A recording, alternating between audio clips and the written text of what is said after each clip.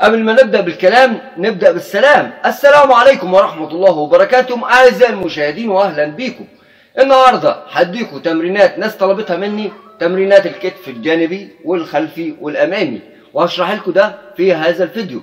وعندك اليوتيوب فوق لو انت عايز تتفرج على فيديوهات الرياضية كلها برضو تستفاد منها. عندك اليوتيوب خش عليه وهتشترك في القناة وهتخش تتفرج على كل حاجة انت عايزها في مجال الرياضة. طبعا اللي احنا بنقدم حاجات كده اكشن وحاجات برضو درامية تمثيلية. بس في الفيديو ده انا بشرح للناس ازاي تلعب الكتاف صح، وهتلعبها صح، وتابعني في الفيديو وهشرحها لك بالتفصيل. والناس اللي هي بتلبس ضيق، بتلبس هدوم ومش ظاهره مش بتظهر جسمها عشان خاطر عندها الكتف نازل، فالتمرين ده بالذات هشرح لك تمرينات معينه. لو انت ما بتعرفش تلعب كتاف جانبيه هطلع لك الاخطاء اللي هي تبعد عنها عشان خاطر الكتاف تكبر عندك وتبقى عندك حاجه كويسه. يلا بينا في الفيديو. طبعا انت عايز تعرف ايه هو تمرينات الكتف. تمرينات الكتف هي اصعب تمرين او اصعب عضله بتظهر بسرعه، بس انت لو انت بتلعب تمرينك صح هتظهر بسهوله جدا. الاداء والتكنيك هو اللي هينجح معك عضله الكتف. عضله الكتف هي اللي بتخلي شكل الجسم جميل. لو انت في بطوله ولو انت عايز تلبس لبس وتظبط جسمك او تلبس لبس يكون واسع عليك او ضيق عليك وتظبط جسمك، هو التمرين ده هتفيدك. في الحلقه دي هستعرض لكم تمرينات صحيحه، والتمرين الغلط هقول لك التمرين الغلط. عشان خاطر انت ما بتعرفش تلعب كتف امامي ممكن تلعب بالدمبل باتجاه واحد عشان يساعد معك العضله ويقوي معك العضله. لو انت ما بتعرفش تلعب كتف باداء مظبوط ممكن تلعب ناحيه يمين وناحيه شمال لحد ما تتعود عليها. الكتف من اسهل واصعب التمرينات لانه محتاج تمرين اداء مظبوط، اداء كويس عشان يظبط معك الكتاف. اما اللي بتلعب لو انت في دماغك اللي انت بتلعب بالاوزان او تلعب باي حاجه كده عمر ما الكتف يظبط معاك. فالكتف يظبط معاك مع اداء التمرين وتقنيك التمرين. طبعا اللي عايز يتفرج على الفيديوهات بتاعتي اكتر من كده في قناه عندك على اليوتيوب على التيك توك، اضغط فوق تحت البايو هتلاقي اللينك بتاع اليوتيوب، ادخل عليه هتلاقي جميع الفيديوهات. التمرين ده خطأ لانك انت بترفع الدمبل ما بترفعش الكتف. تمام؟ انت بقى ممكن تلعب التمرين ده بأداء تكنيك مظبوط هيظبط معاك وهيشغل معاك الكتف مظبوط.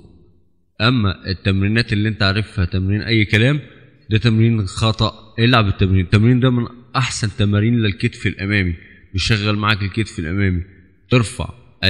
ترفع الكتف قبل الدمبل، بيشغل معاك الكتف الامامي. التمرينات دي مظبوطه وسهله وجميله. هتستطعب الكتف صعب لو انت ما بتلعبش التكنيك صح. فالعب التكنيك الصح بوزن خفيف، او مش عارف تلعب بايديك الاتنين ممكن تلعب بايد واحده وتبدل عليه التاني لحد ما تتعود. تمرين ناس كتير جدا تمرين العضله دي ما ظهرتش معهم لانه بيلعبوا تمرين خطأ. اما التمرين الصح هو ده بيشغل معاك الكتاف مظبوط.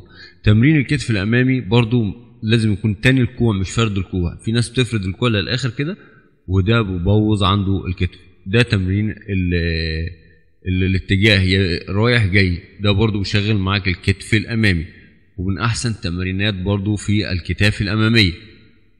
لو انت استخدمت التمرين دي باداء وتكنيك مظبوط صدقني الكتف هيبقى معك حاجه تانية خالص. انا شفت ناس كتيره جدا الكتف عندها بايظ، بتلعب بقالها فتره والكتف عندها بايظ لانه ما بتلعبش بالتكنيك المظبوط. التكنيك الصح في التمرين اللي انت شفتها دي كلها تمرينات صح. العب باوزان خفيفه جدا لحد ما تتعود على التكنيك هيشغل معاك الكتف. اما تمرين الكتف الخلفي لازم الصدر يكون مظبوط وباصص للمرايه، وبتبدا تسحب للخلف. ما تسحبش كأنك بتلعب ماجنس، لا بتلعب الكتف يكون مظبوط. هنعمل لك اتجاه بيد واحده عشان تعرف اتجاه الكوع ماشي الناحيه اليمين. ده اتجاه الكوع.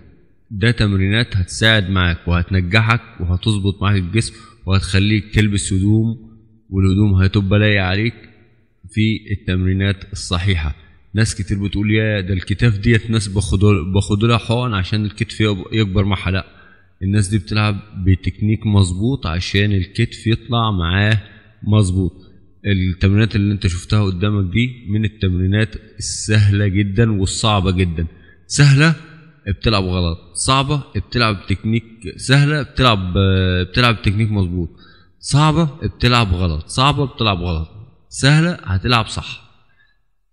دلوقتي لو حد عايز يتفرج على التمرين كامل برضو ممكن يخش على اليوتيوب، هتلاقي التمرين ده موجود عندي على الصفحة، وتمرينات كتيرة جدا. هتلاقي قوائم التشغيل، او تدخل على القناة عندي تخش على الفيديوهات، تتفرج على الفيديوهات اللي انت عايزها كلها وهتستفاد منها ان شاء الله.